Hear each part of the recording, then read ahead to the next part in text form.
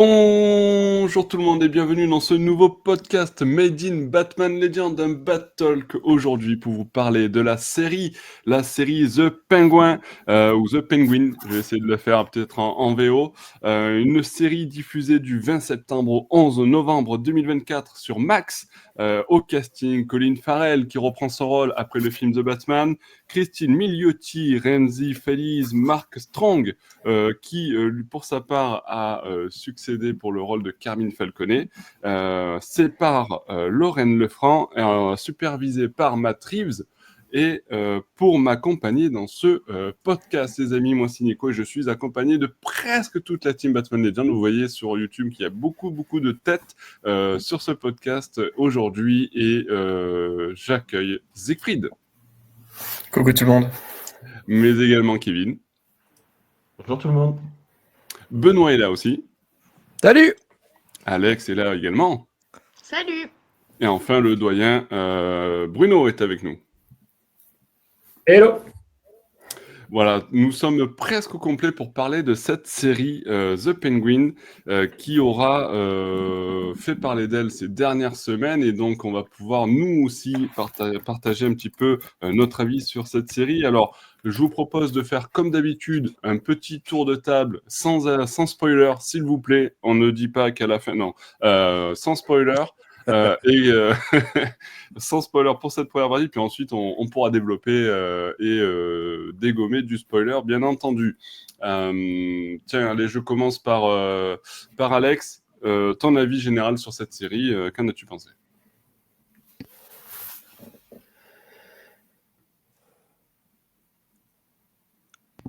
Ou pas ? T'as le micro coupé. Peut-être le micro. Mais je pensais pas que j'allais passer en première. Oh, d'accord. Alors, je recommence. On peut changer si tu veux. Non, c'est bon. Non, c'est bon. Du coup, moi, j'ai beaucoup aimé. J'ai passé un très bon moment. Les débuts, en tout cas, sur je dirais, les 2 premiers épisodes. Ouais, je l'ai pas dit, mais c'est 8 épisodes. Ok. Et oui, en effet, c'était 8 épisodes, mais en tout cas, sur les 2 premiers épisodes, c'était peut-être un peu long à se mettre en place. On est quand même sur une série qui prend beaucoup son temps. En tout cas, il y a plusieurs personnages qui se développent autour du pingouin et des différentes mafias de Gotham, et notamment d'un nouvel acolyte que le pingouin se fait. Et ensuite, je trouve qu'à partir de l'épisode 3, notamment sur un gros moment de l'épisode 4 avec la mise en avant de l'Arkham, je trouve que ça se développe très bien. Évidemment, les retours qu'il y a, et en toute façon, ça a été marketé comme ça, c'est que c'est très inspiré des Sopranos, donc tu enlèves l'idée du pingouin des comics, ça peut tout à fait être une série polar, et moi je trouve que c'en est la force, car ça la rend très accessible. Encore une fois, moi je connais des personnes qui ne sont pas du tout affiliées aux comics ou les univers de super-héros ou de super-vilains ou de super-vilaine ou de super-héroïne ne les intéresse pas. Et là, je trouve que ça accroche un large public de par le côté très ancré au réel, avec en tout cas une Gotham et un univers qui était déjà installé dans The Batman. Donc, je pense aussi que si on a aimé The Batman, il y a quelque chose d'assez similaire dans l'esprit. Dès le premier épisode, on a la musique de Nirvana, on a la même photographie, on va dire. Donc Oui, il y a même ça, certains thèmes musicaux qui sont repris. Ouais, complètement. Et puis évidemment, incroyable prestation de Colin Farrell qui est méconnaissable, et je trouve que le grimage est assez fort parce que ce n'est pas comme on ne reconnaît pas Colin Farrell, je trouve qu'on s'identifie très vite, on comprend très vite que c'est le pingouin, et ça en crée le pingouin. C'est pas Heath Ledger qui joue le Joker, tu vois ce que je veux dire. Donc il y a vraiment quelque chose qui est bien fait. Alors on pourra en revenir dessus, je pense, dans le débat de pourquoi ne pas juste prendre un acteur qui était plus gros, pourquoi avoir fait tout ce maquillage là. Donc, moi je trouve que c'est aussi intéressant de voir ça, parce qu'il y a aussi pour le rôle de Sophia, cette actrice ressemble fortement à la Sophia qu'on a dans les comics, donc voilà, je me suis questionnée dessus, mais le fait est qu'on ne reconnaît aucun acteur derrière ce grimage, et je trouve que ça fonctionne bien sur le pingouin. Donc non, globalement, j'ai beaucoup apprécié. Ok, Kevin, à toi. Ah, c'est à mon tour. Ah bah oui, Moi aussi, j'ai beaucoup. c'est pris un peu au pif, hein, je vous le dis de Tu prends suite. pas surprise. Tu prends Ah pas oui, surprise. je surgis comme ça, hop là. Non, moi aussi, j'ai beaucoup aimé. J'ai vraiment beaucoup aimé. Pourquoi? Parce que ça reprend un peu l'univers de The Batman, hein, en soi. Et il y a le côté, mis à part le côté mafieux, j'ai trouvé que on sentait aussi le côté du comics Un long Halloween. Et j'adore vraiment cette ambiance très sombre, avec beaucoup de violence. Il y avait vraiment énormément de violence. Rien à voir avec The Batman. Donc il y avait un petit côté beaucoup plus réaliste à ce niveau-là, au niveau des meurtres et tout ça. Oui, Euh, il y a un peu de violence dans The Batman quand même, mine de rien. ouais, mais Peut-être pas à ce différemment point-là. aussi, mais oui, oui. Ouais.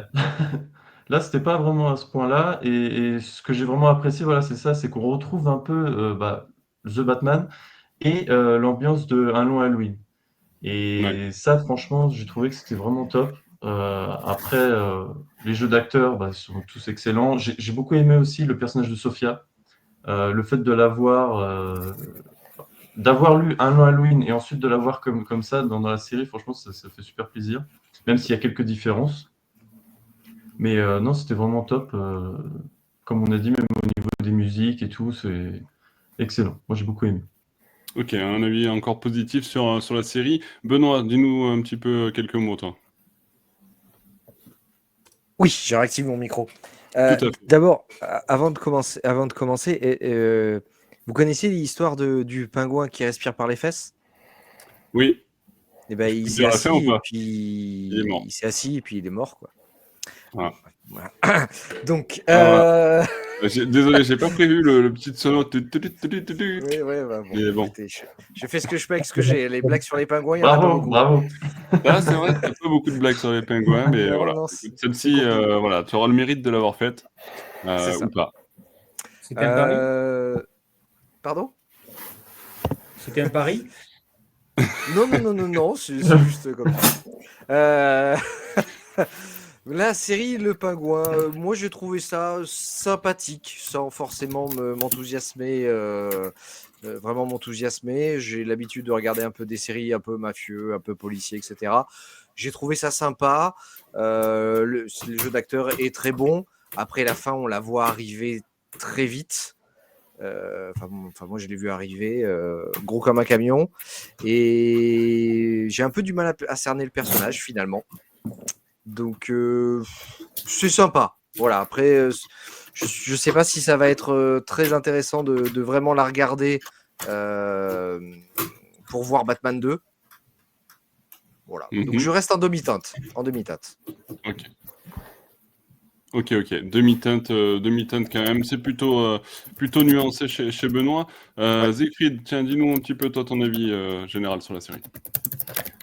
Un peu comme Benoît, je reste relativement mitigé sur la série que j'ai trouvé. Voilà, la référence aux Sopranos s'impose. Le problème, c'est que les Sopranos, c'est sorti il y a 25 ans.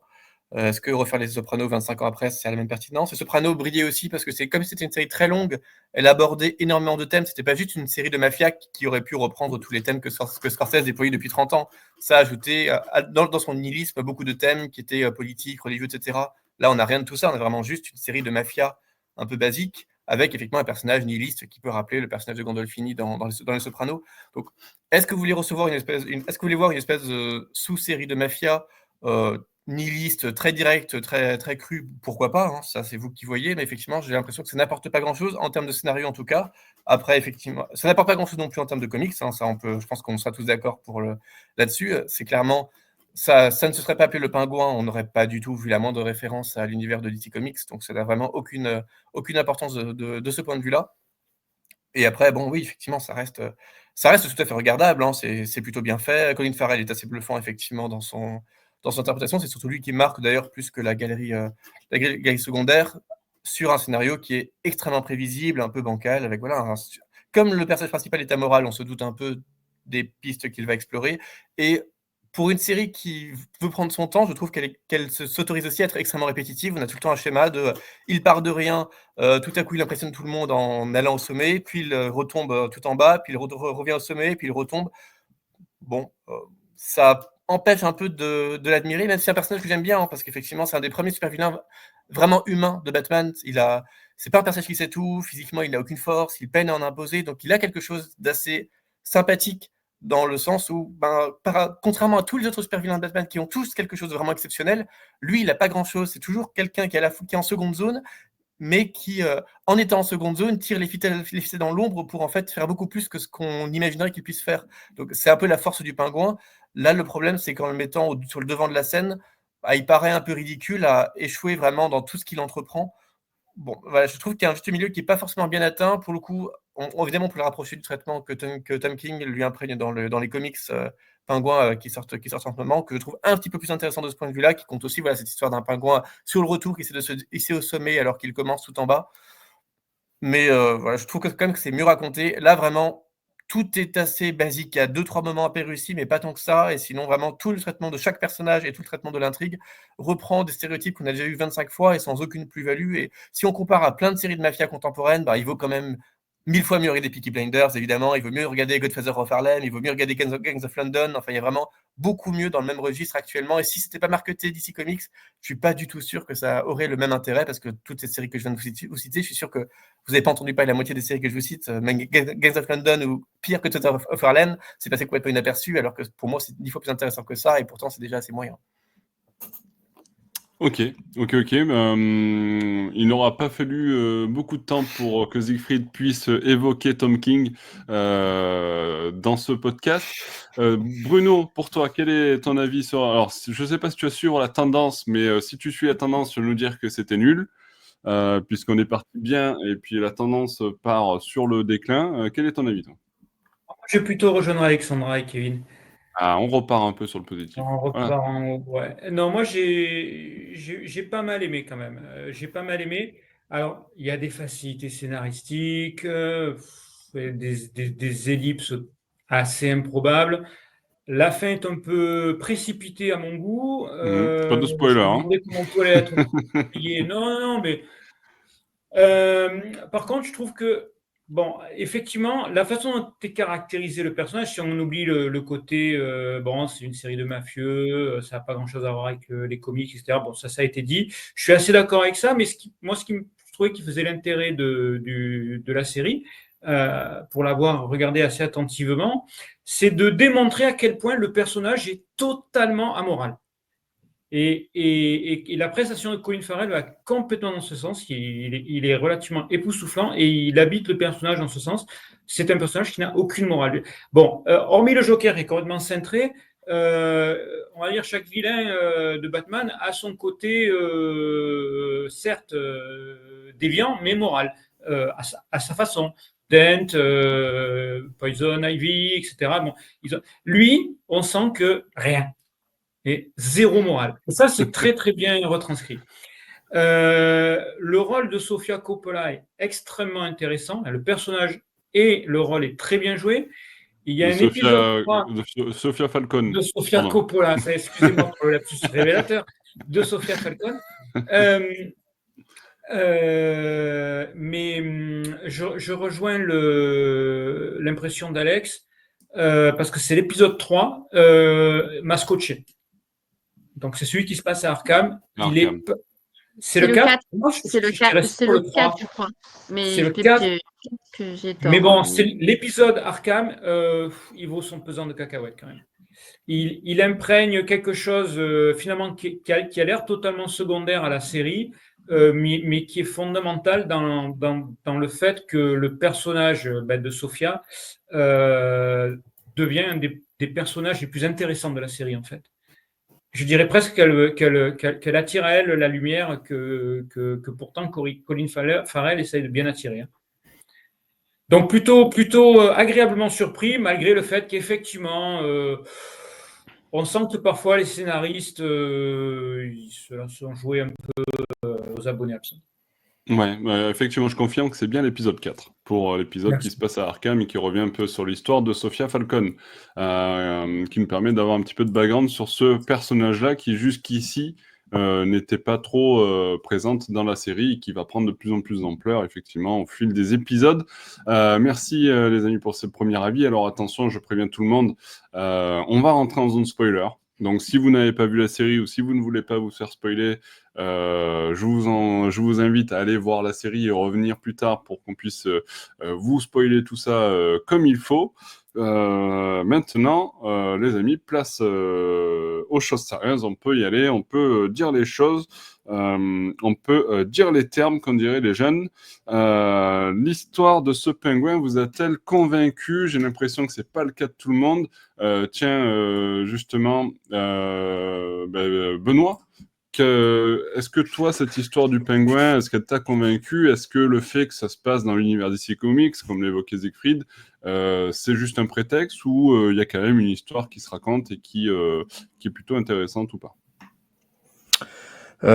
C'est voir l'ascension du pingouin, comment il se hisse amoralement, et ça, Bruno l'a bien dit, finalement.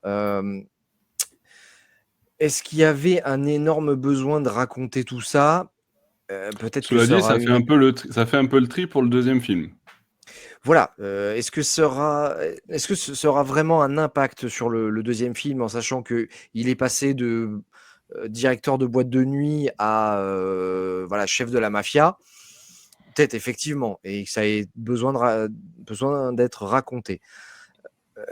Est-ce qu'ils n'auraient pas pu faire ça dans un film, une série télé, 8 épisodes? Je pense qu'ils auraient pu le faire en 6, malgré tout.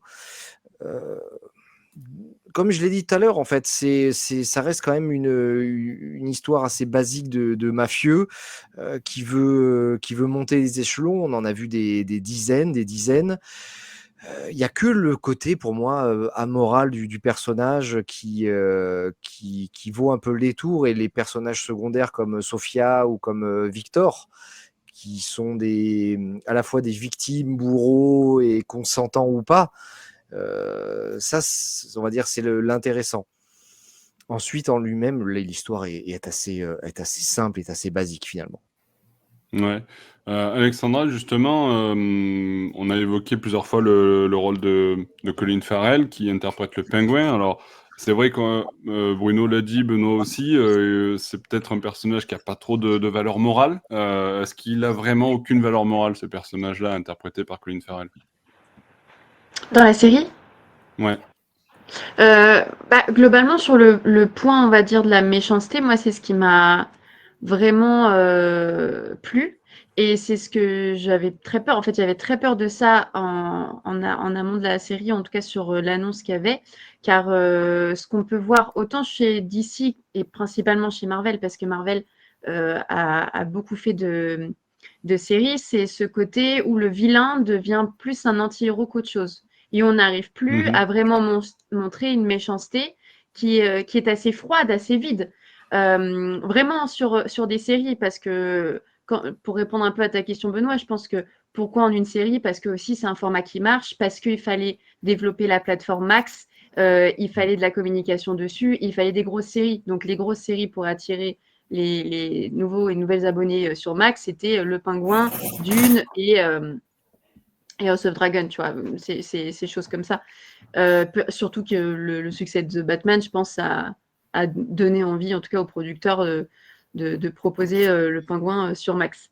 Mais non, ce que j'ai bien aimé, justement, c'est cette méchanceté-là qui était pure, qui collait bien au pingouin et qui redonne peut-être ses lettres de noblesse, parce que même si, évidemment, Danny Vito est incroyable et que cette prestation nous a tous marqués parce que ça rentrait dans l'univers gothique de Burton, on a aussi eu des récits de comics où le pingouin était un peu le méchant qui faisait équipe avec les autres méchants, qui n'était pas celui qui allait bouleverser Gotham ou détruire Gotham. C'est pas ce qui est fait là non plus. Il reste toujours dans l'idée de plutôt avoir la main mise avec justement la mafia, ou de créer sa propre mafia. Mais il y a quelque chose d'assez perturbant. Je ne suis pas trop d'accord sur Siegfried sur le fait que c'est assez répétitif, parce que oui, il joue sur les mêmes stratégies avec toutes les familles, mais moi, à chaque fois, je tombe dans son piège de bon, j'ai l'impression que la série m'a voulu montrer un peu d'humanité avec Vic, ou avec à un moment donné Sofia, ou avec à un moment donné le père Maroni, et non, en fait, pas du tout. Et donc, j'ai trouvé ça hyper bien qu'on puisse encore en 2024 faire une série 100% méchant et d'autant plus qu'en termes d'antagonistes, on a Sophia qui est tout aussi méchante. Donc, il y avait je pense, un équilibre qui était pas mal où, du coup, il était obligé d'avoir un peu d'empathie. Donc, tu as plus d'empathie envers Sophia qui se retrouve victime aussi, mais qui a aussi ses défauts et ses peurs parce qu'elle est, voilà, elle tue en masse aussi. Donc, finalement, je trouve que ça questionne sur ton empathie. Et vraiment, il y a eu un fait intéressant, c'est que mon compagnon, sur le dernier épisode, il y a une discussion assez douce entre Vic et le pingouin après toutes leurs péripéties. Et donc, lui me dit, mais vraiment, je vous jure, il me dit, quand même, il a un bon fond, tu vois, c'est le mec de ma femme et qui a un bon fond. Et alors, juste après, donc on est parti spoil, Juste après, il le le prend par l'épaule, pingouin quoi. tue Vic, je me retourne, il était derrière, je lui fais « Ah, je te l'avais dit qu'il était violent !» Et j'ai trouvé ça, mais tellement bien. Alors évidemment, c'était peut-être trop facile et en même temps, ça est resté en mémoire. Moi, j'ai vu après que sur les réseaux, tout le monde a cité cette scène-là et elle était nécessaire parce qu'en fait, il a eu tout le monde dans sa poche et il est qu'égoïsme. Et donc, je trouvais ça très bien écrit pour lui. Ouais. Justement, Kevin, ton avis, toi, peut-être sur ce pingouin-là. Est-ce que, comme on dirait par chez nous, avec Benoît et Bruno, est-ce qu'il n'a pas de race? En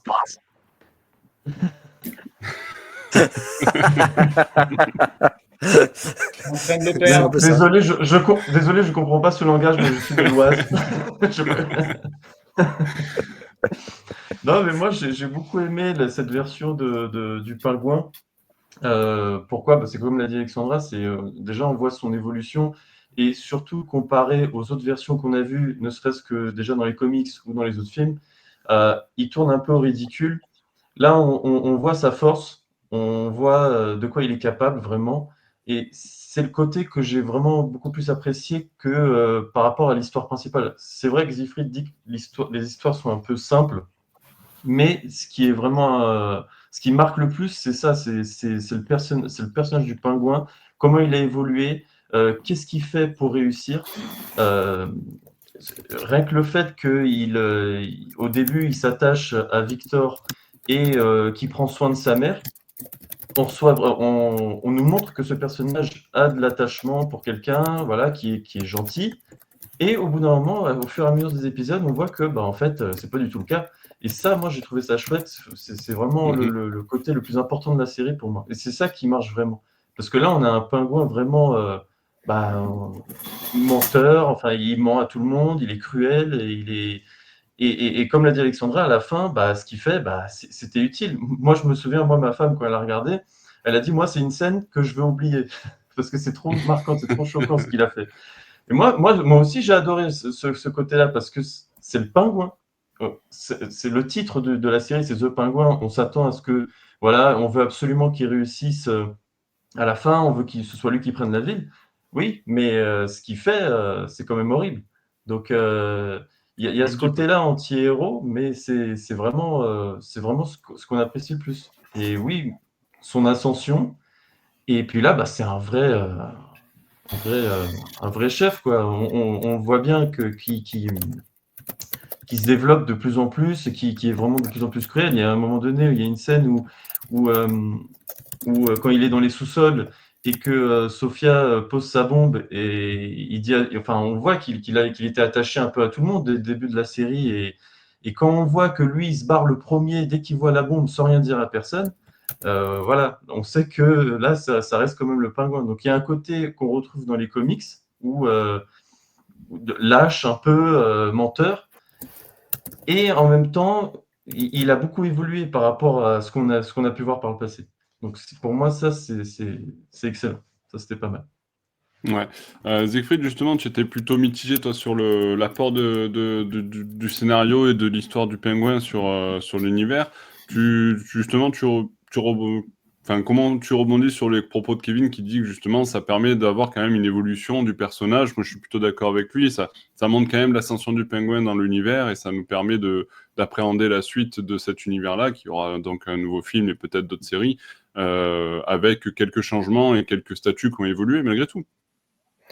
Une évolution du personnage, je suis pas trop d'accord dans le sens où il est amoral au début, il est amoral à la fin. Il n'y a pas Oui, mais d'évolution surtout au personnelle du niveau personnage. social, Au niveau, dans l'univers justement, l'un des problèmes que j'ai, y compris avec le projet de base, c'est que quand on regarde uniquement les films The Batman et qu'on nous demande qui est le pingouin dans ce film, on a l'impression de déjà voir vraiment un pingouin.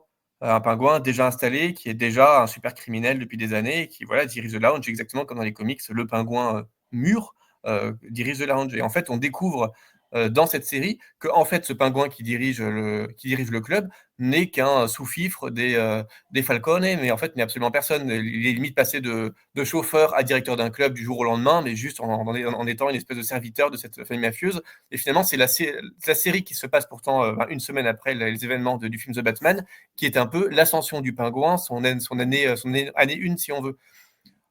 Du coup, pour moi, ça me donne quelque chose d'un peu mitigé. Ça revient un peu sur ce que... on passe quand même de cette impression de connaître le pingouin, d'avoir un pingouin déjà mûr, adulte, criminel, et comme si on avait besoin de le remettre à zéro pour cette série, pour pouvoir raconter une espèce d'ascension sociale. Du coup, j'ai une réception un peu trouble de la série, parce que dès les premiers épisodes, je me demandais, mais en fait, où est-ce qu'on en est exactement dans le parcours de ce pingouin ? Comment ça se fait que là, il soit à ce point... il est à la fois extrêmement proche du nouvel héritier Falcone, mais en même temps, quand il revoit ensuite les survivants de la famille, il a l'air de n'être plus personne. Donc en fait, il n'a jamais été quelqu'un de vraiment indépendant, alors qu'il avait l'air déjà de l'être un peu dans le film The Batman. Donc voilà, j'ai eu cette impression qu'il l'avait trop fait avancer dans le film sans envisager forcément de refaire une série derrière, et que quand ils se sont dit mais en fait on fait une série Le Pingouin, on va devoir retconner un peu ce qu'on a fait pour davantage insister sur son état d'inféodation au Falcone, pour le remettre un peu à zéro, pour essayer de raconter une histoire d'ascension qui n'est pas non plus très claire à la fin de la série. Il ne contrôle pas non plus la mafia, on ne connaît pas tout à fait la nature de ses qui ne contrôle pas tout à fait, mais qu'il y a plus grand monde à côté, quoi. Oui, voilà, mais les personnes... il y a plein de personnes qui n'ont pas forcément vu le film, et justement, ça peut être intéressant aussi de juste voir la série. Enfin, moi, je pense pas que ça a été fait juste par rapport au film. Après, c'est vrai que la série, prenant directement la suite du film, vaut mieux avoir vu le film. Oui, mais il y a des gens qui ont pas vu le film, donc dans ce cas-là, que ce soit à rebours ou pas de son ascension, c'est pas très important. C'est pas indispensable de voir le film, hein. Tu peux voir la série sans voir le film. Détaché du film. On peut, bien sûr, mais l'essentiel du public du Pingouin, c'est quand même le public du Batman. C'est quand même marketé comme la série qui prend la suite de The Batman et qui prépare The Batman 2 avec le même personnage. Bon, c'est une série qui ne vise pas du tout un public indépendant du film The Batman. En plus, voilà, l'une des premières scènes du film, c'est quand même comment il tue l'héritier Falcone, dont on ne sait même pas si on n'a pas vu le film que le précédent est mort. Enfin, je pense que la série est marketée quand même pour les personnes qui ont vu The Batman et qui donc ont cette surprise-là. Si on commence à se dire, c'est pas grave s'il retconne The Batman parce que ça s'adresse essentiellement à un public qui n'a pas vu The Batman, je pense qu'on n'est pas tout à fait dans la question. Pas essentiellement, mais je trouve pas que ce soit gênant. Et pour finir sur cette sorte de parcours d'ascension sociale, pour moi, il n'y a pas vraiment d'ascension sociale, puisque la morale de cette série, c'est aussi que tout pouvoir peut être perdu en un claquement de doigts. À chaque fois que le pingouin est au sommet, tout le monde autour de lui se fait tuer, mais c'est un peu la même chose aussi avec les Falcone ou qui deviennent les Gigantes. Tout le monde peut mourir en un claquement de doigts, et même si le pingouin a un peu plus de pouvoir à la fin qu'il en avait au début, rien n'empêche que une demi-heure après, il y a un nouveau mafieux qui arrive quelque part d'autre et qui tue tout le monde de nouveau. Enfin, on ne ressent pas du tout davantage de pouvoir, d'autant que il finit complètement seul aussi, un peu comme il était déjà au début de l'épisode. Et la disparition des Falcone, ça n'a pas beaucoup d'impact forcément, parce que quand on a vu The Batman, c'est pas non plus une famille, c'est une famille qui était présente, mais dont on n'a pas non plus estimé que la présence ou la disparition avait un impact fou. On aurait pu avoir un The Batman 2 sans du tout revenir sur les Falcone ou leur disparition, ça n'aurait étonné strictement personne. Donc pour moi, c'est une série qui n'a pas raconté grand-chose sur l'univers The Batman, mais qui du coup ne raconte pas forcément grand-chose non plus sur le personnage du pingouin, dont je n'ai pas ressenti ni de développement psychologique, ni d'ascension sociale, et finalement on aurait... Tout ce qu'on voit dans la série aurait pu être raconté au détour de 2-3 dialogues dans le prochain film, et ça aurait été exactement la même chose, ce qui me gêne un petit peu, parce que voilà, quand on a passé 8 heures entières à développer un personnage, et qu'on a l'impression à la fin on a apprécié le fait de le voir dans son amoralisme, mais qui n'a pas été si développé que ça, c'est peut-être un peu gênant parce que le projet d'une série, c'est quand même d'avoir un sujet narratif, voilà, dont je Ouais, n'ai pas moi l'impression je qu'il pense a été que narré ici. Moi, je pense que quand même, ça apporte quand même quelque chose dans le sens où, effectivement, tout ce qu'on voit comme développement dans la série peut être fait autour de quelques discours, de quelques dialogues ou autres dans un film, comme tu dis, Siegfried, mais il y a quand même plus d'impact peut-être ici avec certaines scènes. Je veux dire, on découvre le pingouin. Alors, nous et surtout les gens qui connaissent encore moins le personnage, vont peut-être découvrir le côté amoral du personnage et qui est vraiment très accentué quand même dans cette série, et peut-être plus que dans certains comics ou autres animés ou autres, parce que ou même autres films, parce que on a quand même ce côté où il va tuer ses propres frères. Où il va tuer son acolyte qui lui a permis d'accéder au trône de la mafia de Gotham, entre guillemets, à la fin. On a vraiment ce côté on se dit, à la fin de la série, on se dit, ah ouais, ok, enfin, ce gars-là, en fait, n'a aucune valeur morale et on peut pas du tout lui faire confiance, alors que dans la série, par moment, on se dit peut-être que, mais en fait, à chaque fois, on se rend compte que pas du tout.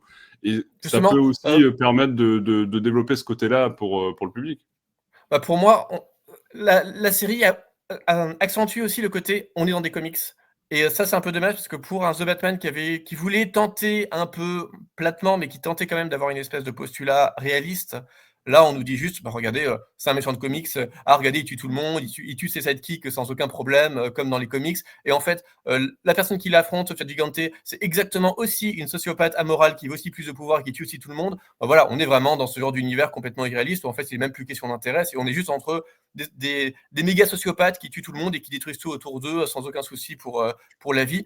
On est dans des univers voilà, complètement fantaisistes, de pure violence, comme le sont les univers de comics Mais super-héroïques. c'est pas que dans les comics, ça. Et, oui, bien sûr, mais ça nous dit, attention, oubliez tout, oubliez vraiment, on n'est vraiment pas dans du réalisme, on est dans le truc de mafia où, regardez, vous avez un super méchant qui affronte une super méchante et il y a tout le monde qui meurt, il y a plein d'explosions et plein de boum boum et plein de méchanceté Ah partout. ouais, moi Et, j'ai pas du tout et vu ça.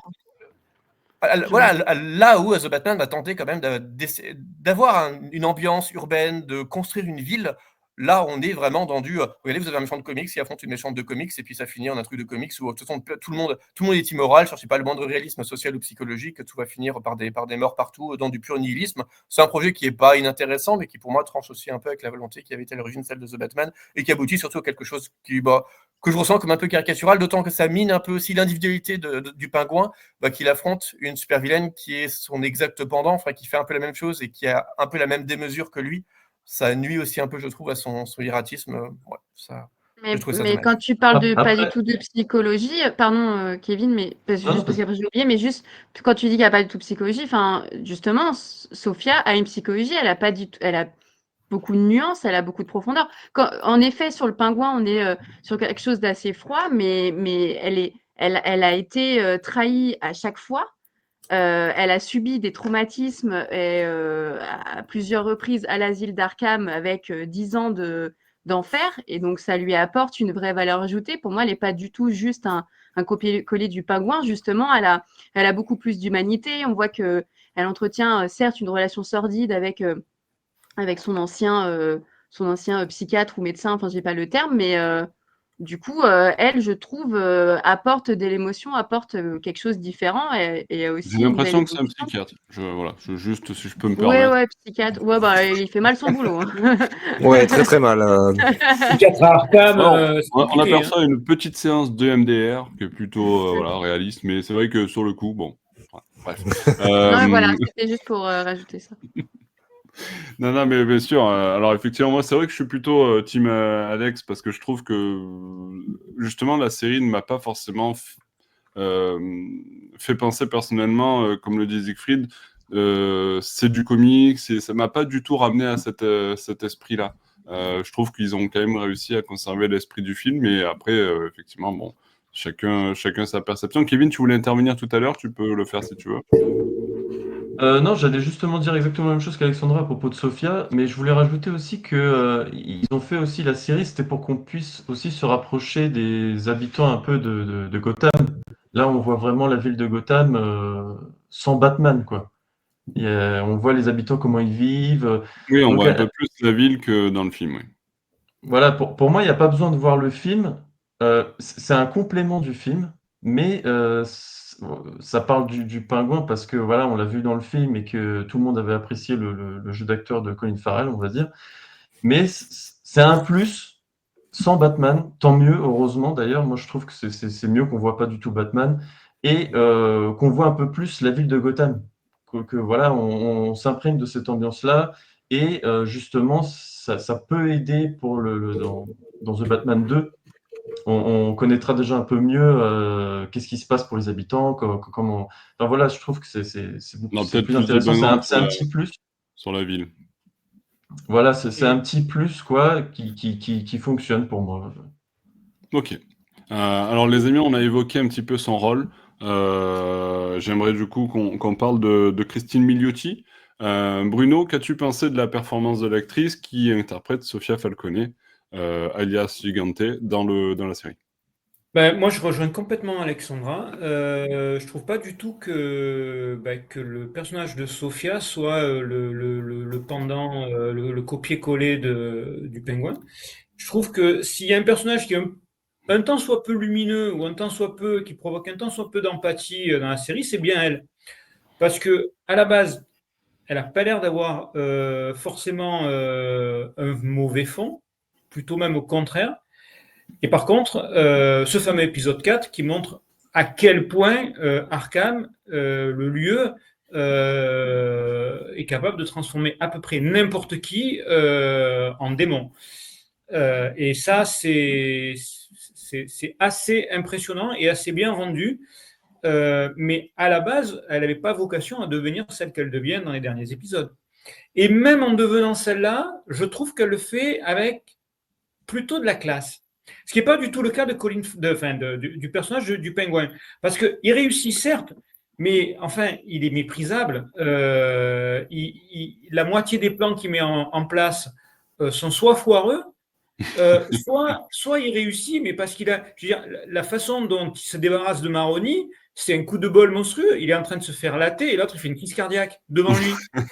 Alors qu'il allait se prendre une balle dans la tête, quoi. Donc, sans tirer, vaincre de façon aussi pitoyable, alors que justement, Sophia, elle replanifie tout de A à Z. Bon, avec l'échec qu'on va connaître, mais c'est beaucoup plus respectable du point de vue intellectuel que ce que fait le pingouin. Et Ouais. il y a une différence essentielle, par contre, qui en fait l'exact opposé du pingouin, c'est qu'elle détestait son père, pour des raisons qu'on connaît, alors que le pingouin, comment dire que c'est pas un Oedipe qu'il a, c'est l'Oedipe puissance 10. Pas de quoi tu parles. On va pas du Bah, tout C'est ce vrai que tu parles. c'est vrai qu'au début, cette relation avec la mère, je sais pas pour vous, j'en ai parlé avec des amis. C'est vrai, du coup, c'est hyper deep parce que on s'est rendu compte que ça dépendait de nos propres relations avec nos mères. Mais au début, ça me saoulait, pas possible. Je n'en pouvais plus et justement, je trouvais que là, c'était vraiment le stéréotype des séries mafieux, du parrain, tu sais, ces Italiens qui sont. Il y a des Italiens ici ou pas? Attendez que Origine, mais ça va. Bon, bah, ça va bien passer. Non, mais Ça va, ça c'est moi, longtemps. c'est latino, hein, parce que les Portugais, c'est pareil, mais dit père, fils à maman. Et donc, oui, c'est vrai que je trouvais ça un peu pesant.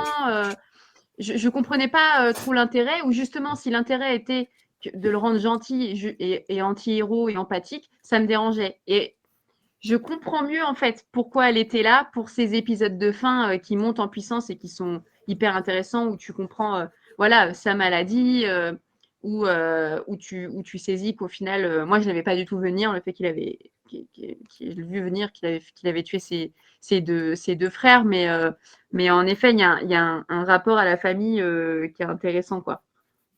Et ça, pour le coup, on ne sait toujours pas s'il l'a fait de façon délibérée. Ça reste Il l'a Pas pas trop, fait pas de J'ai quand même façon. l'impression qu'il ferme la porte. Mais Oui, il ferme la porte, mais est-ce qu'il sait qu'ils vont se noyer? Non, pas spécialement, pas au début en tout cas. Mais je trouve Après, que il la les laisse série répond. volontairement. Ouais. Ouais, Il les Oui, mais laisse oui, la bien sûr. série volontairement répond à enfermés. ça. La série répond à ça, je trouve globalement, de par toutes les actions qu'il fait, c'est que soit c'est délibéré, soit ça ne l'est pas, peu importe, tant que ça l'arrange.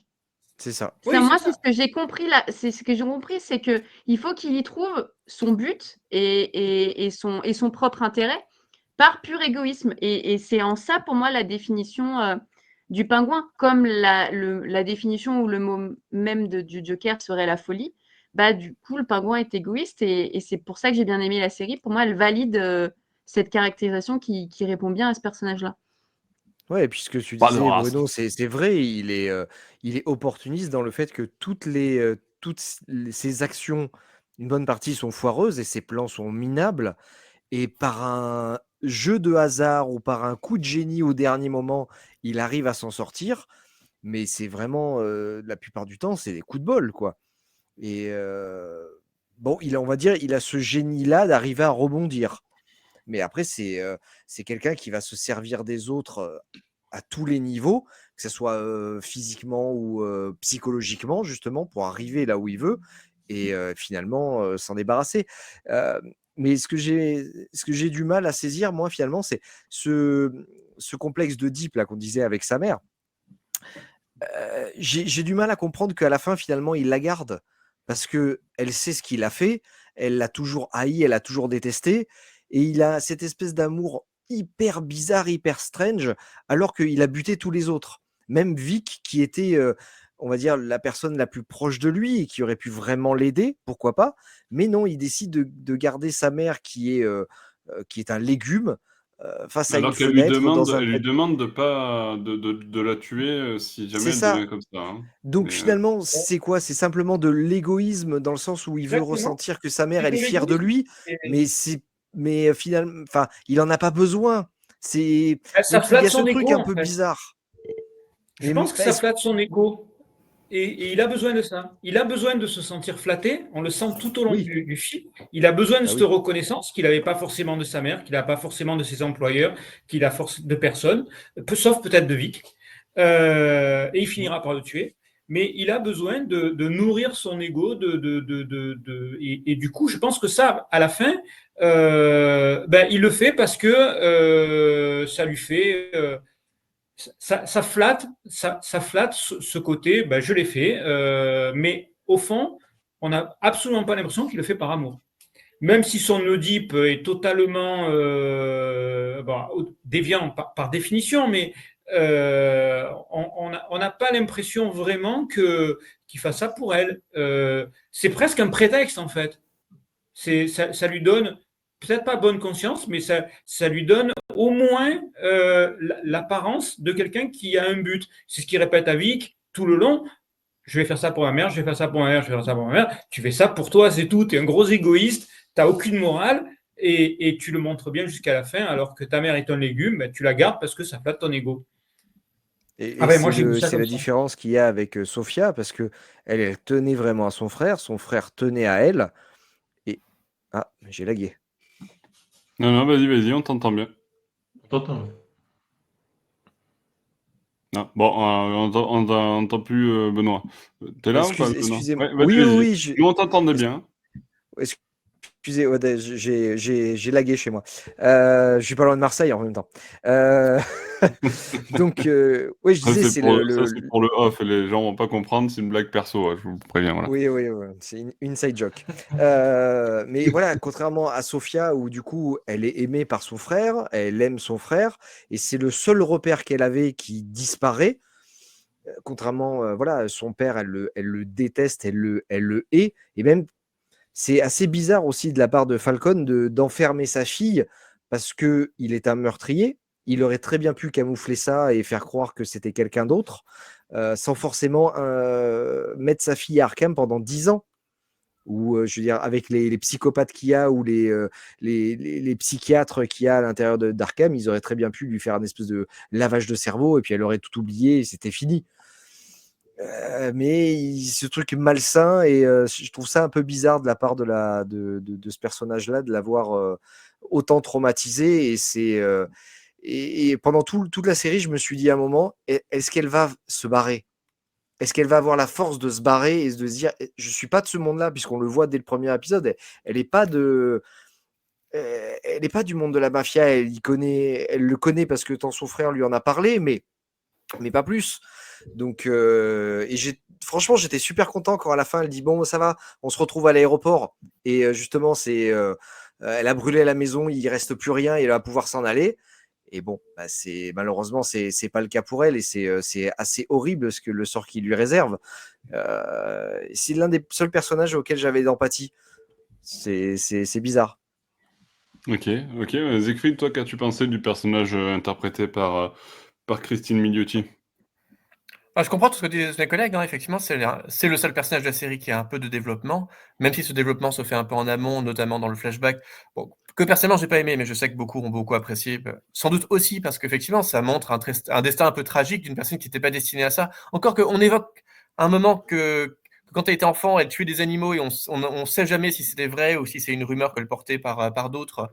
Bon, ça, à la rigueur, c'est assez intéressant de savoir est-ce qu'elle avait déjà quelque chose de sociopathique en elle ou pas du tout. Enfin, rappelons que quand elle paraît saine et que Carmine souhaite en faire la tête de sa maison et son héritière, bah elle souhaite vraiment être l'héritière d'une famille de mafieux, en connaissant très bien l'activité des mafieux. Bref, elle se sent la fibre pour être la directrice intraitable d'une famille mafieuse. Donc elle a quand même quelque chose, une pulsion un peu violente en elle d'emblée, même si évidemment ça va être entrecréé et développé ensuite par les horreurs qu'elle subit, au point, et là pour le coup je maintiens ce que j'ai dit, au point de devenir à la fin une espèce de double du pingouin, parce que toute sa trajectoire, quelle que soit l'empathie qu'on puisse avoir pour elle, aboutit à en faire un personnage qui a aussi peu de morale et aussi peu de pitié que le pingouin à la fin de la série, où effectivement sa manière de torturer la mère du pingouin en face de lui, par exemple, ce sont typiquement des trucs que le pingouin lui-même aurait fait. Et je pense que toute la volonté de la série, c'est aussi de montrer à quel point c'est ce qu'a fait le pingouin suscite aussi cette méchanceté-là, et puis juste l'ambiance extrêmement terrifiante de Gotham aboutit à la création de ce genre de monstre, et il est normal qu'il n'y ait pas qu'un monstre de ce genre, mais que beaucoup de trajectoires puissent finir dans cette monstruosité. Donc c'est pas inintéressant, mais voilà, comme je dis, ça aboutit à quand même des choses. C'est un parcours qui reste quand même très cliché et qui aboutit à quelque chose d'encore plus cliché à la fin, qui, moi, m'a pas trop parlé. Enfin, c'est un personnage que j'ai trouvé correct comme antagoniste de la série, même si je l'ai pas trouvé exceptionnel parce qu'il rappelle trop de stéréotypes, et qui, pour moi, n'a pas du tout forcément l'étoffe de revenir, parce que je vois pas du tout ce qu'il pourrait développer de plus. Et je suis un peu gêné qu'à la fin, on suggère, tout à coup, on sait pas trop pourquoi, qu'en fait, elle est la demi-sœur de Catwoman. D'accord, mais C'était dit dans le film, puisque c'est la fille de Carmine. Ah oui, Oui, bien ça sûr. c'est évident. Oui, bien sûr, mais là, il y a cette volonté de rattacher ça à The Batman en le rappelant à la toute fin, alors même qu'elle a été emprisonnée, qu'on ne s'attend même pas à la revoir parce qu'elle a été arrêtée par la police. Ouais, c'est un petit Oui, mais- service. Oui, mais justement, si on Petit fait un jeune twist, de- c'est qu'on espère en faire quelque chose. Parce que là, à un moment où le parcours du personnage semble fini, tout à coup, on lui dit attention, c'est pas générique. En fait, c'est la sorte de Catwoman. Oui. Et alors, ah bah rien, c'est Peut-être fini. qu'on aura une série The Cat. Bah, en tout cas, ça semble. Je pense que ça a l'air d'être une espèce de test pour voir si le public a envie de voir revenir Sofia Gigante, mais ça semble être une promesse quand même qu'on va le revoir, parce que sinon, ça n'a absolument aucun intérêt de l'évoquer dans une série qui a fait autant attention à ne pas du tout parler de Batman pendant toute la série, ce qui est presque étonnant, parce que ça se passe une semaine après les événements de The Batman, et Batman, a priori, a fait assez de choses dans le film pour être sur toutes les lèvres, quand même, on imagine. Et là, c'est pas du tout le cas. Donc, pour une série qui fait autant attention de jamais évoquer Batman, conclure, bon, à la rigueur, le coup du Bat-Signal, pourquoi pas. C'est attendu, c'est une bonne manière de finir avec une image un petit peu classe, très bien. Mais ajouter à ça la référence à Selina Kyle sur un personnage dont l'arc est fini, pour moi, cette surprise de mais qu'est-ce qu'on veut raconter par là? Pourquoi ce raccrochage soudain dans une série qui faisait attention à ne pas faire référence, sinon pour nous dire que ça va amener quelque chose, mais on ne sait pas trop quoi, parce qu'on ne voit pas trop quel rapport ça pourrait avoir avec The Batman 2, et pourquoi redonner de l'importance à un personnage dont l'arc semble fini, Justement, on aura et qui peut-être semble, la réponse dans le et qui deuxième film. semble avoir achevé son développement. Oui, mais du coup, là, ça pose juste une question qui est un petit peu, qui a, en termes de rythme, est bizarrement posée, parce que ça se veut vraiment une espèce de twist, mais un twist dont on ne sait même pas ce que ça raconte, alors que l'intérêt d'un twist, généralement, c'est que justement, on soit saisi de l'attente de la réponse. Là, je suis juste extrêmement dubitatif sur ce développement soudain, mais ma foi. Mais sinon, je trouve l'actrice vraiment très bonne. Non, vraiment rien à voir avec son rôle. Elle était surtout connue comme étant la fameuse The Mother de How I Met Your Mother. Désolé pour le spoil d'une série qui a 20 ans, mais c'était. Mais là, elle propose vraiment. C'est vrai qu'on est en zone spoiler. Hein. elle propose vraiment quelque chose de, oui, de très intense et d'assez original par rapport à ses précédents rôles. Même si, bon, pour moi, elle est pas très bien écrite. Il y a pas une volonté de finesse dans le développement de ce personnage-là, mais en tout cas, l'actrice est très correcte dans ce qu'elle interprète. Pas du tout, je la trouve pas du tout inoubliable, ni dans son parcours, ni dans son interprétation, mais je trouve qu'elle se débrouille très bien avec le peu entre guillemets qu'on lui donne à jouer, et ça en fait une antagoniste potable, mais pas non plus une des grandes antagonistes de série. Elle est très très loin du caïd dans les Daredevil par exemple, ou d'autres personnages un peu emblématiques comme ça de grandes séries de mafieux super-héroïques. Ok. Alors j'aimerais qu'on évoque un autre personnage, effectivement, qui a été perçu dans la série. On l'a un peu évoqué en substance parce qu'il était tout le temps là et il a mal fini. C'est Victor.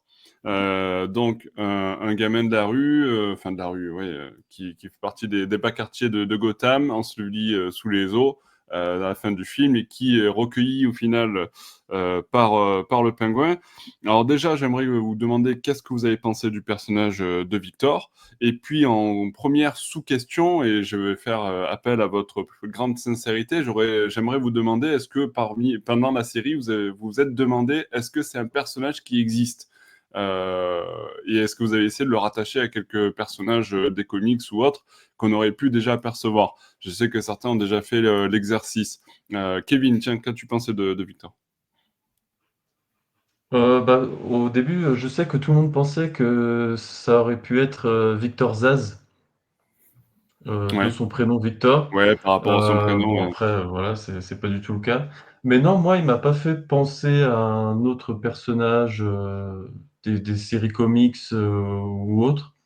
Euh, mais après, moi, j'ai bien aimé ce personnage parce que il a un côté attachant, mais c'est aussi triste pour lui ce qui se passe. C'est comme pour Sophia, tout ce qu'elle a vécu, il a la raison de péter un plomb au bout d'un moment. Mais lui, il a subi Lui, il a pas bon mal de fond. traumatismes, hein. Toute sa famille est morte à cause de ce qui s'est passé avec le Riddler donc dans le film. Et il essaye de s'en sortir, mais c'est vrai qu'il y a un côté assez bizarre. J'ai pas ressenti. Enfin, le personnage ne nous fait pas ressentir assez de tristesse, je trouve. Parce qu'il y a quand même toute sa famille qui est morte. Quoi, bah, une semaine, hein, je pense, ou 2 semaines près. Et je sais pas, il essaie de s'en sortir, mais je sais pas, je trouve qu'il n'y a pas assez de tristesse dans ce personnage-là. Ouais, c'est vrai. Il, il le montre pas assez. Ouais, Il ouais, il parle y de en sa a, mais c'est famille un vrai peu de que... temps en temps. Mais ouais, voilà, il en parle de temps en temps, mais sans plus. Et puis, bah, il essaye de. Enfin, c'est assez compliqué, je trouve, ce personnage-là, parce il a un côté bon et il a un côté mauvais où il se laisse influencer par justement le pingouin qui veut le faire monter, voilà, qui veut. Mais après, le pourquoi il reste avec le pingouin, je pense que c'est du fait que il a de plus en plus confiance en lui. On voit qu'au fur et à mesure des épisodes, il commence à prendre un peu plus confiance en lui, à faire les choses. À un moment donné, il aime tellement le pingouin qu'il tue une de ses anciennes connaissances d'une balle carrément dans la gorge, je crois, ou dans la tête. Et, et ça, c'était assez terrible, même écraser quelqu'un pour le pingouin. Donc il a besoin de lui, mais c'est vrai que j'ai trouvé un peu ce côté bizarre où voilà, ça reste quand même quelqu'un de bien normalement. Il a eu plus ou moins une bonne éducation, enfin voilà. Donc il était bien, mais voilà, c'était un petit côté qui me dérangeait chez lui. Il n'y avait pas cette tristesse et voilà. Ok. Ouais, et toi, Alex? Pour moi, c'est le gros bémol de la série. Je ne me suis pas du tout attachée à ce personnage-là. Je ne sais pas si c'est un problème d'écriture, je ne sais pas si c'est l'acteur parce que je n'ai pas envie de lui tomber dessus, mais j'ai trouvé son jeu très mou, très fade, et je pense que ça rejoint un petit peu ce que tu veux dire, Kevin, c'est que oui, bah, j'ai rien ressenti en fait, ni Oui, voilà, c'est ça. sympathie, ni empathie, ni émotion, et je l'ai pris, alors rien, alors j'ai pas du tout pensé aux comics, moi je l'ai pris vraiment sur un archétype de mafieux qui prend toujours un jeune sous son aile pour lui apprendre le métier parce que c'est la tradition, c'est l'héritage et la transmission, donc j'ai plus vu ça comme ça, jusqu'à ce que j'apprends à connaître le pingouin et que voilà, qu'il utilise des gens. Mais ouais, vraiment pas. Même, tu vois, quand il se rapproche de la mère et qu'il s'occupe de la mère, il est très mignon, hein, enfin, il est très sympathique, mais ou quand il parle gentiment aux prostituées. C'est bien, mais voilà, vraiment, je saurais pas dire si. Même, je trouve que même au niveau des expressions, cet acteur-là, il ne montre pas grand-chose. Donc, il est peut-être encore un peu jeune. Ouais, vraiment, pour moi, c'est le bémol, c'est le Vic qui est juste voilà, il est important par rapport au pingouin, mais que lui-même ne se dévoile pas, quoi. Ouais. Alors, la bonne nouvelle, c'est que pas tu ne le retrouveras pas pour la suite. Ouais, ouais. Bruno, qu'as-tu pensé, toi, de Vic? Bah, c'est à peu près pareil, hein. Je trouve que le personnage n'est pas super bien défini. Bon, le jeu de l'acteur, il reste pas dans les mémoires. On a du mal à cerner ses motivations. Enfin, c'est vraiment le personnage bancal. Je pense, enfin, moi, je le perçois comme le, le- la brique qu'on a construite au fur et à mesure de la série pour mourir à la fin et montrer à quel point le pingouin est quand même un gros méchant. C'est-à-dire que voilà, on va fabriquer un personnage pour le faire mourir des mains du pingouin alors qu'il a tout fait pour l'aider, mais c'est tout.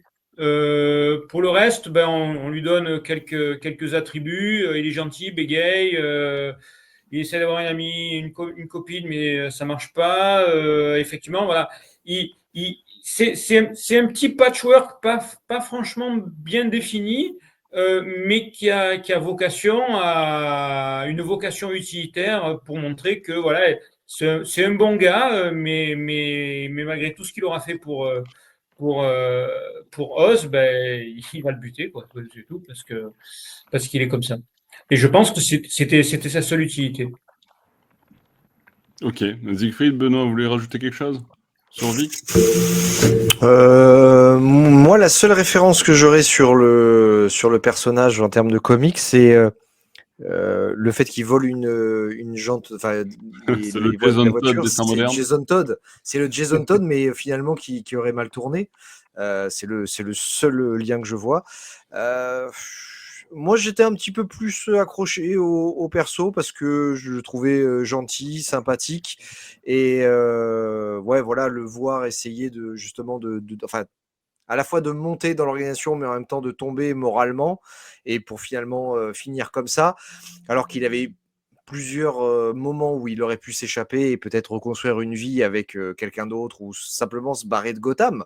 Parce que finalement, ce personnage-là, comme Sophia, ils peuvent s'en aller. Je veux dire, Ouais. Gotham n'est pas une prison, c'est une ville. Tu peux prendre un bus et te barrer. Il n'y a rien qui t'en empêche. Surtout aux États-Unis où tu peux Alors, refaire dans ta vie Arkham City, facilement. c'est une prison, hein, mais Non, mais je veux dire, quand elle sort de prison, qu'est-ce qui l'empêche de se barrer, quoi, et au contraire de quitter Gotham. Et là, c'est un peu pareil. Et en fait, finalement, ils sont prisonniers d'eux-mêmes. Ils sont prisonniers de ce qu'ils pensent devoir faire et ce qu'ils pensent devoir être. ouais, Voilà, ouais, la minute philosophique est terminée pour moi. ok. Merci. Ouais, mais pas de souci. Effectivement, je pense qu'il représente un peu la bonne morale qui ne peut pas s'échapper des profondeurs de Gotham. Siegfried, est-ce que tu veux rajouter quelque chose ou est-ce que on enchaîne?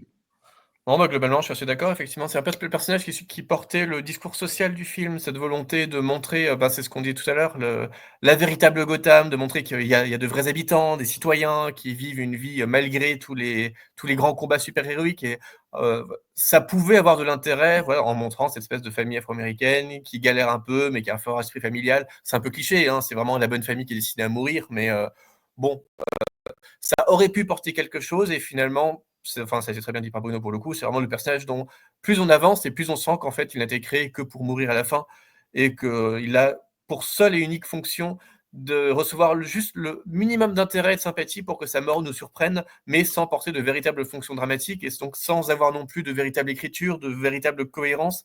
Là, pour le coup, on est totalement d'accord avec Alexandra aussi, effectivement, malgré tous les chocs qu'il vit, il a l'air d'en sortir tout assez souriant et assez indemne, bizarrement. Autant dans les 2-3 premiers épisodes, il y avait quand même une volonté de Moi, je suis sûr souligner qu'il est que... mort en souriant.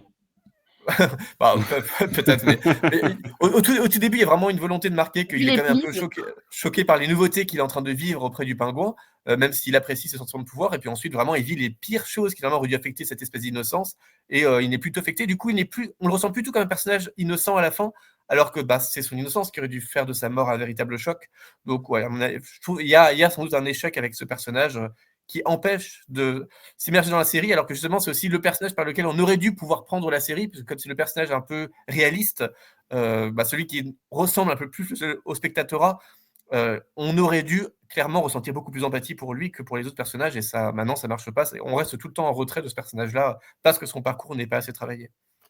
Ouais, alors si on prend un petit peu les highlights, comme on dit, les moments forts, vos moments favoris de la série, ça serait lesquels, les amis? Kevin, tiens, je commence par toi. Moi, mon moment favori, ce serait, comme on a dit, c'est l'épisode 4. Le fait de voir Sophia, Épisode Arkham. l'épisode à Arkham, ouais, à Arkham. Alors, j'ai trouvé qu'on voyait pas grand-chose d'Arkham, mais ils ont réussi avec la musique, enfin l'ambiance, ils ont créé une ambiance là-dedans qui est terrorisante, quoi. Ça fait peur. On sent Ambiance que de fou. elle est pas une ambiance de fou, voilà exactement. Il y a une ambiance de fou. Le fait aussi de voir les voir manger à la cantine ou la fille qui fait super peur, qui cherche justement, je crois qu'elle le frappe ou enfin je sais plus trop, enfin elle agresse Sophia justement. On voit pas grand-chose, mais tout l'épisode est fait extrêmement bien, je trouve. C'est justement ça le point fort. Et puis c'est justement, je crois, dans l'épisode 4 où on voit justement que Sophia, en fait, elle, c'était la gentille fifi, mais elle a, voilà, elle a un père assez monstrueux. Je crois que c'est à ce moment-là où aussi on la voit petite fille, où elle découvre justement que sa mère était pendue, c'est elle qui l'a trouvée, je crois, pendue. Donc voilà, il y a tout ça qui se passe. Et c'est le fait justement de découvrir ça avec ce personnage-là qui, pour moi, c'est mon moment favori. Oui. Voilà. Ouais, Bruno, pour toi? Pareil. Pareil, on Non, reste sur pareil, la même idée. j'ai déjà pu le dire, mais c'est vrai que c'est un épisode. Je pense que c'est l'épisode le mieux réalisé. C'est celui qui dégage une vraie ambiance et qui sert le propos. Ouais, Donc ça fait 3 bonnes qualités pour en faire, pour moi, le meilleur épisode de la série. ok. Et toi, Alex, le meilleur moment? Ah, au micro.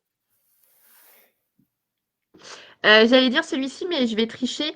Je vais Ah, ah. tricher en disant que finalement, ce serait un peu les moments autour de Sophia et les moments assez épiques. Donc le moment, par exemple, où elle tue en fait toute sa famille. Et, Ouais. et j'aime bien en fait à chaque fois la musique qu'il y a autour, le thème musical, comment l'actrice se démarque et à elle seule en fait arrive à vraiment te plonger dans une ambiance. Donc il y a cette scène-là de la maison, mais aussi la scène où elle est entre le pingouin et la mère du pingouin qui sont tous les deux attachés et où elle veut faire finalement cracher la vérité au pingouin devant sa mère. Et donc il y a une sorte de montée en crescendo de puissance qu'elle contrôle comme un peu gardienne de la vérité. Et donc j'aime bien cet équilibre avec cette actrice et ce personnage qui peut être hyper destructeur, mais je sais plus qui l'a dit, tout en étant hyper classe. Et elle le fait à plein de moments parce que même sur le très bon épisode de l'Asile d'Arkham, même si c'est complètement fou, elle garde une classe, elle garde quelque chose d'assez propre sur elle malgré tout ce qui lui tombe dessus. Voilà. Ok, Siegfried, pour toi? Je pense que c'est la mort de Vic, parce que c'est à la fois un passage qui est très attendu, mais justement, je me demandais s'ils allaient oser le faire, parce que comme plus la série avançait, plus elle me décevait par quand même son accumulation de clichés. J'espérais qu'ils iraient au bout de cette idée du pingouin qui a besoin de se débarrasser de tout ce qui pourrait être une faiblesse. Mais tu vois, il y a tout ce Tu vois, paradoxe. ils ne t'ont pas déçu. Ouais. Ça accentue aussi tout le paradoxe qu'il y a autour du fait qu'il garde sa mère pendant si longtemps, alors que clairement, elle est une faiblesse pour lui, alors qu'il a moins de scrupules à se débarrasser de Vic à la toute fin. Mais bon, globalement, j'ai trouvé ça bien qu'il le fasse, et surtout, c'est une scène à laquelle j'ai trouvé plus de soin de réalisation que dans le reste, parce que c'est tout à coup une scène qui s'attarde à la fois sur le meurtre de Vic lui-même, mais aussi sur le pingouin qui quitte le banc et qui s'éloigne. C'est la première fois où on a un plan qui dure juste quelques secondes de rien, où on voit juste la nature, quelqu'un qui s'éloigne, et que la caméra tout à coup se pose pour ce moment qui se veut choquant. trouvais qu'enfin, ça permettait de faire ressentir quelque chose par la réalisation qui, globalement, est soignée dans toute la série, mais qui, à aucun moment, ne me paraît sophistiquée. Et là, tout à coup, j'ai senti que oui, il y avait une volonté de transmettre quelque chose qui fonctionnait un peu. Donc, bon, ça m'a davantage satisfait que la plupart des autres idées de la série. Ok, Benoît, est-ce que tu as une autre scène qui t'a marqué, toi, dans la série? Ouais, moi j'ai beaucoup aimé quand il découvre le tramway. Tous les rails du tramway, enfin les galeries, etc. Parce que je me suis dit, ah ben voilà comment Batman va d'un bout à l'autre de la ville. C'est Ouais. le premier truc que je me suis dit, bah voilà, c'est comme ça. Et puis qu'à la fin, finalement, bon, il y a juste une partie qui s'effondre. Donc ça peut être Ouais, très ouais. rapidement réparé. Mais je me suis dit, ça peut être un On élément mettra Alfred scénaristique sur le coup. du. Oui, oh bah oui, de toute façon, il a que ça à foutre. Hein, avec sa petite pioche et sa petite pelle, il peut y aller. Hein. Donc, ouais, ça j'ai Effectivement. beaucoup aimé. Et puis, c'est vrai, Pardon? Je disais, c'est un maître du bâtiment. Bah oui, de toute façon, il a que ça à foutre. Hein. Et, Ça- je suis d'accord aussi avec Alexandra sur la mort de la famille Falcon. J'ai trouvé ça assez poétique, mine de rien, le fait qu'elle sauve la gamine. Le moment aussi où elle va voir la gamine, justement, Ouais. dans le truc, pour lui dire Dans j'espère l'orphelinat. que, ouais, dans l'orphelinat, que ta future famille, elle t'aura sorti de ce monde-là et que tu vivras mieux. J'ai même cru à un moment donné qu'elle allait l'adopter. C'est vrai, c'est vrai.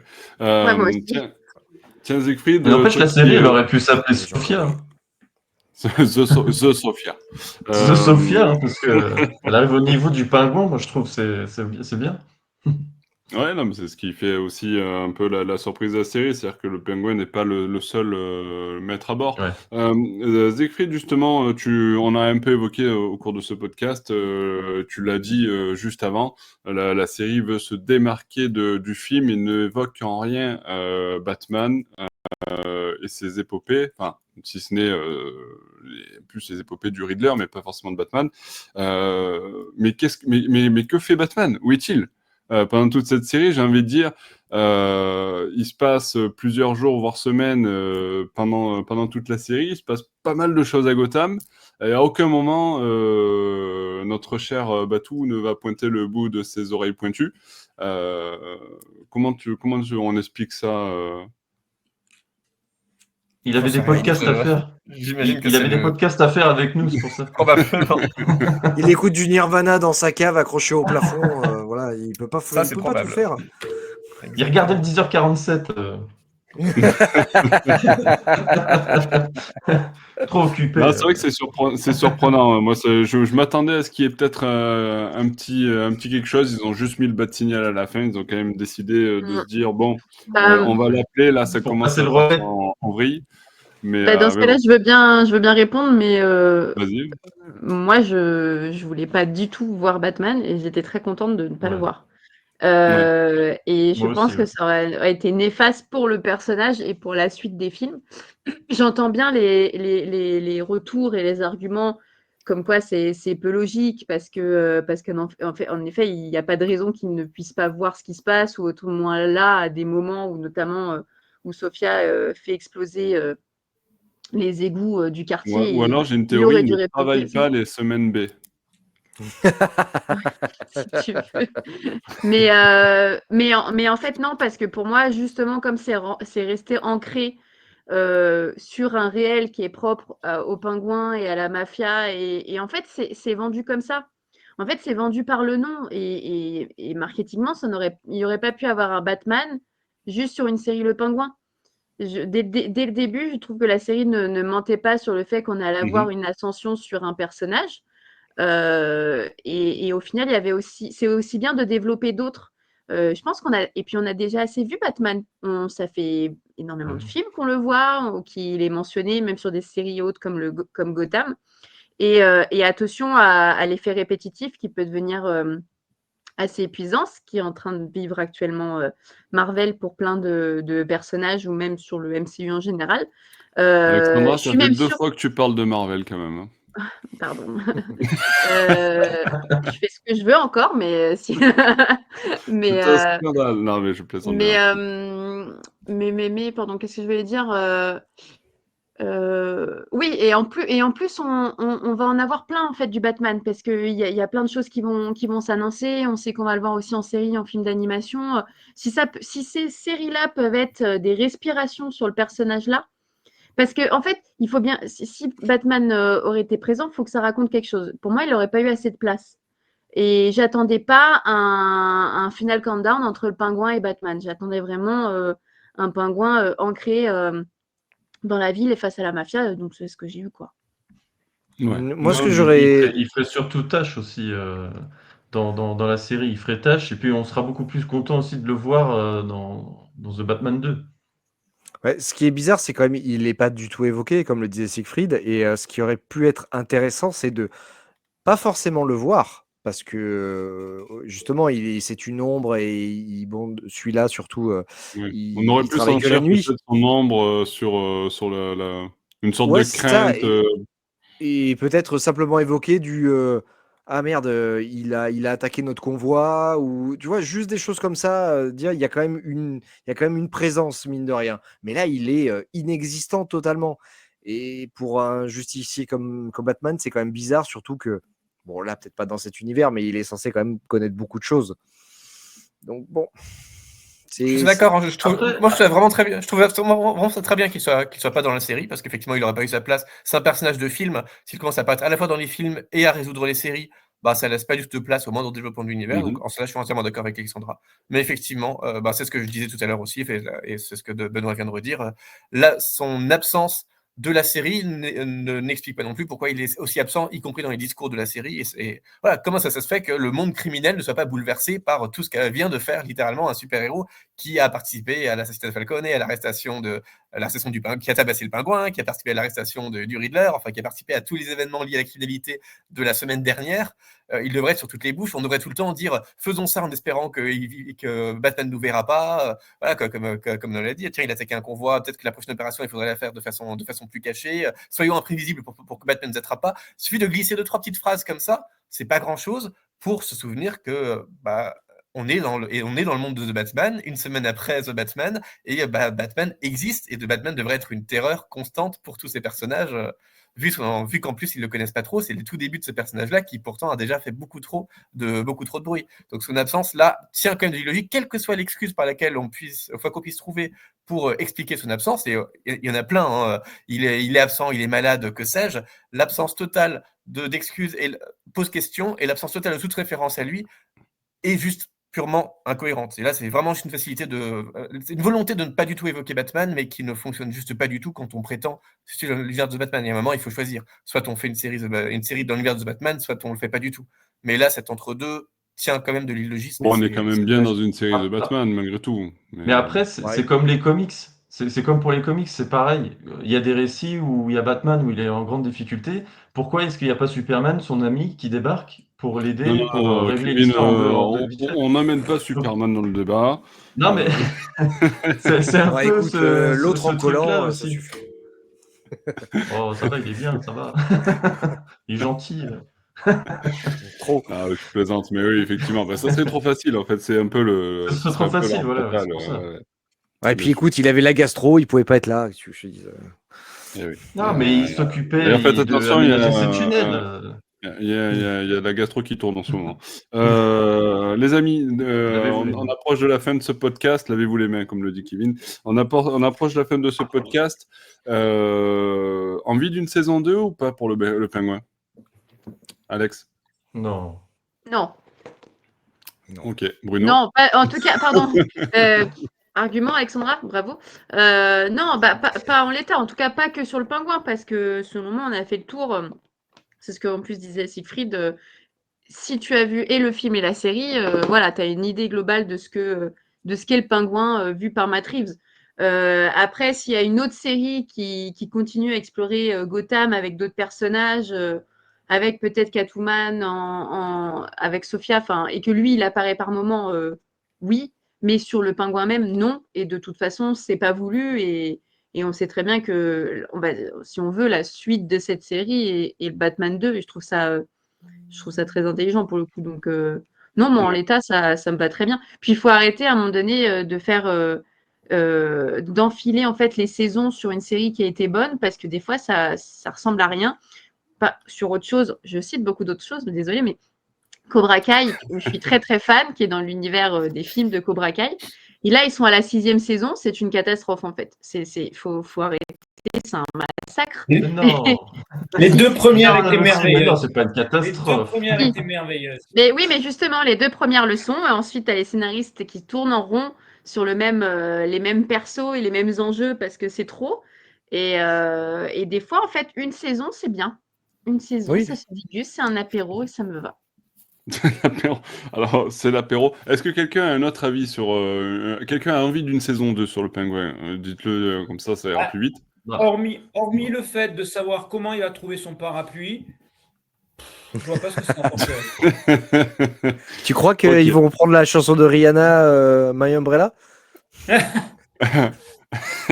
J'allais me lancer dans un champ, mais je me suis rattrapé au vol là. Pour moi, c'est une question qui se Il pose faut pas. Comme dit surtout pas- Alexandra, on aura une Voilà. suite au Pingouin qui s'appelle The Batman 2 et on verra bien si The Batman 2 rabat des cartes de façon assez intéressante ou s'il fait une suite au Pingouin. A priori, il semble plus logique de se dire que peut-être qu'il y aura une série The Penguin and Catwoman par exemple, ou une série Catwoman and Sophia et où le Pingouin interviendra. Peut-être on le reverra d'une manière ou d'une autre.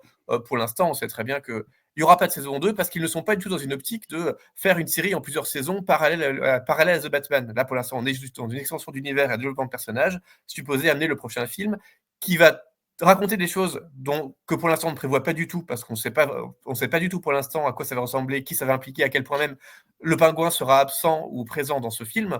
Donc pour l'instant, la question paraît un peu vaine. S'ils ont quelque chose à raconter sur le Pingouin, on espère une saison 2. Je pense que tout le monde espère une saison 2 s'ils ont quelque chose à raconter, mais pour l'instant, de toute façon, eux-mêmes n'ont pas l'intention de la faire. Et puis Oui, ça oui, a dépendra priori, du c'est box-office. pas forcément. Ça dépendra du box-office de Batman 2. S'il se casse la gueule, tu n'auras rien d'autre d'après. Non, mais après, ça peut être effectivement, comme l'évoquait Alex, au lieu d'une série saison 2 de Penguin, une autre série spin-off, tout simplement. Oui, voilà, il faut faire autre chose. Là, on en a vu déjà assez. Il y a plein d'autres personnages. Sachant donc, que, bien sûr, il y a plein de choses à explorer, peut-être aussi en conséquence, comme l'a été le Pingouin en conséquence du premier film, peut-être en conséquence du second film, il y aura peut-être un arc à développer. Donc effectivement, et sachant une chose aussi, c'est que Colin Farrell, ayant signé un contrat pour 3 films, on devrait le voir apparaître dans The Batman 2 et The Batman 3, même s'il n'aura pas forcément le rôle principal. On l'a pas forcément dit, mais Colin Farrell, en plus, serait peut-être pas trop hyper chaud pour une saison 2, puisque, il faut le dire, le tournage de la série a été compliqué aussi pour lui, puisqu'il avait à chaque fois plusieurs heures de maquillage pour jouer les scènes de la série. Donc, je suis pas sûr qu'il soit hyper chaud. Alors après, ça se négocie. Il a aussi d'autres projets. Il a d'autres projets, effectivement. Ouais. Ouais, et puis une petite chirurgie esthétique, maintenant qu'il est le parrain, ça se tente quand même. C'est pour ça qu'ils avaient pris Colin Farrell. Il faut pas oublier que DC aussi a d'autres projets, parce que l'année prochaine, il y a le Gunverse qui commence.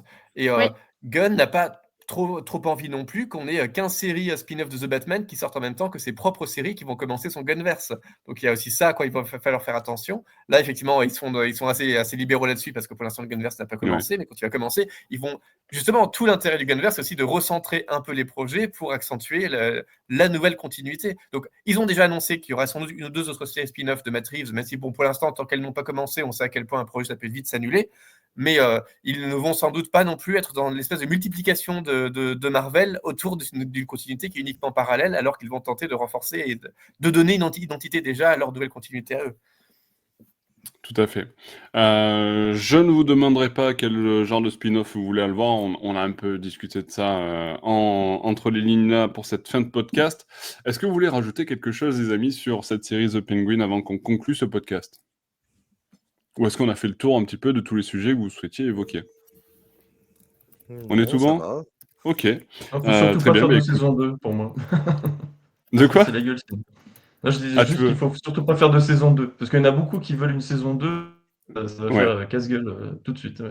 Mais ils vont pas le faire. C'est pas une bonne idée. Je suis sûre que ça n'a pas été pensé comme ça. Donc, ouais. Est-ce que vous voulez une autre blague sur un pingouin? Non. Vous êtes sûr? Je suis sûr que les auditeurs l'attendent avec impatience. Vas-y. Oh.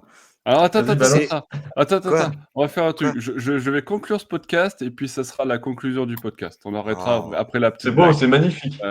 Du C'est coup, pas générique. merci Siegfried, merci Alex, merci Bruno, merci Kevin, merci Benoît Merci à pour toi. ce podcast et merci pour votre participation. Merci également à tous ceux qui ont eu le courage de nous écouter jusqu'ici. N'hésitez pas vous aussi à nous donner vos avis, comme d'habitude, dans les commentaires, que ce soit sur YouTube, nos réseaux sociaux ou sur batmanlegend.com. Et puis, on se retrouve très bientôt pour de nouvelles aventures de Batman. Et attention à la chute de la blague de Benoît. Alors, c'est un homme qui croise un copain dans la rue et il a une laisse avec un pingouin au bout. Et il lui dit, mais qu'est-ce que tu fais avec cet animal? Et l'autre, il dit, mais m'en parle pas, je l'ai trouvé au bord de la route, là, hier. Il dit, mais qu'est-ce que tu fais? Il faut l'emmener au zoo. Ah ouais, c'est pas con. Et le lendemain, il revoit son pote, toujours avec la laisse et avec le pingouin au bout. Il dit, mais qu'est-ce que tu fais? Tu l'as pas emmené au zoo? Il dit, si, il a vachement aimé, mais là, on va au ciné. Voilà. Merci les amis. Bon, C'était à tout J'ai pas pour moi. bientôt. compris. J'ai pas Ce sera compris. tout pour Bravo. Benoît. Merci. Bravo, Benoît, bravo. Attendez, mon mec me juge. J'ai pas compris. Bon, il m'expliquera. On expliquera tout ça en off. Allez, salut. Allez, au revoir. Salut! Salut.